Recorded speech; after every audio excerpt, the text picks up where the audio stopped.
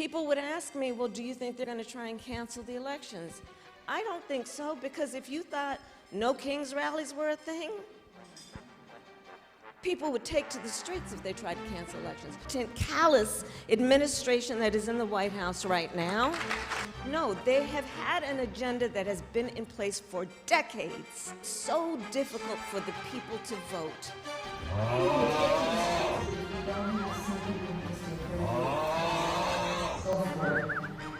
In the last election cycle, you backed Kamala Harris. How'd that work out?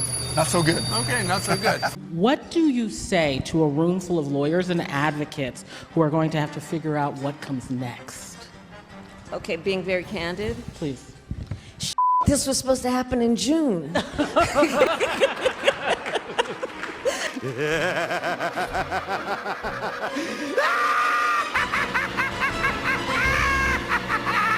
Ladies and gentlemen, Kamala Harris is back for another beating, as if that presidential sweep where Trump won all 7 swing states and won the popular vote wasn't enough. Kamala Harris is back to get them cheeks clapped again, because she clearly is going to run for president again. I want to show you that she got humiliated. It seems like every time this woman gets on stage, there's always something just bad happened to her. She would be within her right to say that she has one of the worst bouts of luck that I've ever seen, or at least as long as I've seen her trying to run for president. It seemed like her life just went downhill ever since she tried to run for president. Then again, she did manage to be the DEI hire for Joe Biden, so what do I know? But anyway, guys, this saxophonist was asleep during her speech. Let's go ahead and react to this. By the way, guys, there's a new feature on YouTube where you can hype videos, so be sure to like the video, hype the video.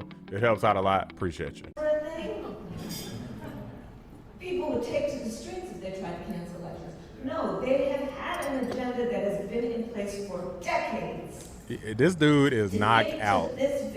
What's crazy is that if you actually listen hard enough, you can hear him snore. Now, let me skip ahead real quick. See if y'all can hear this. And hope people will follow you. If you don't have some people who just encourage you to just go for it and challenge the status quo and fight the system on behalf of the people. And here he go playing. Hey, look, I got to keep it a buck.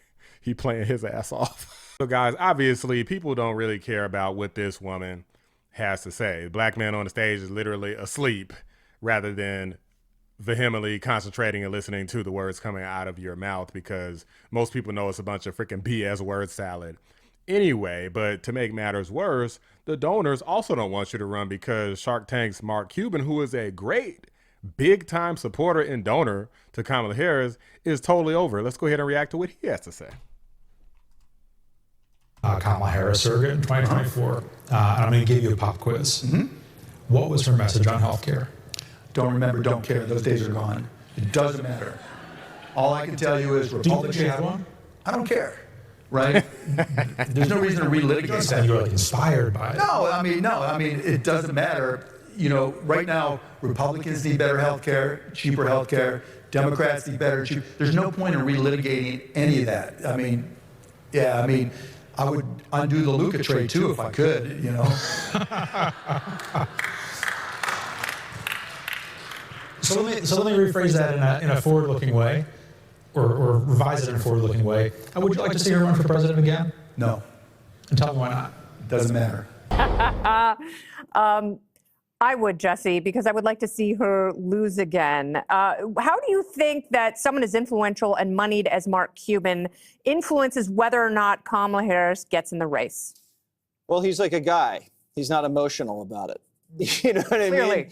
One and done. Sorry, you're not going to help me out anymore. Goodbye. He's a businessman. And so as a businessman, you're basically looking at the bottom line. She couldn't cut it. Next.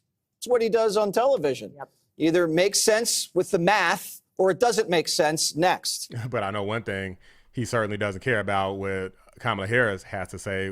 Neither does this saxophonist. Guys, I understand that we got 2028 coming up, but a lot of people don't understand is that look at how elections have historically went. There's all sorts of people in the running. Okay. It wouldn't surprise me if Tulsi Gabbard got back up there again and tried to run as a Republican. She literally switched to the Republican Party, I think, so strategically, guys. And it is because of my love for our country, and specifically because of the leadership that President Trump has brought to transform the Republican Party and bring it back to the party of the people and the party of peace, that I'm proud to stand here with you today, President Trump, and announce that I'm joining the Republican Party.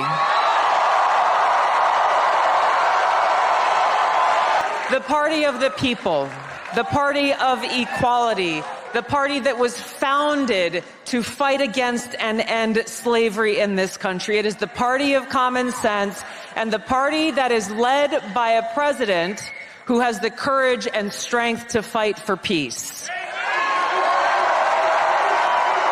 So you got the same person going to run again. Kamala Harris might run again, which I definitely think she will. Can you imagine that rematch? Tulsi Gabbard ended her career last time. I want to bring the conversation back to the broken criminal justice system that is disproportionately negatively impacting black and brown people all across this country today. Now, Senator Harris says she's proud of her record as a prosecutor and that she'll be a prosecutor president, but I'm deeply concerned about this record. There are too many examples to cite, but she put over 1,500 people in jail for marijuana violations and then laughed about it when she was asked if she ever smoked marijuana. She blocked evidence.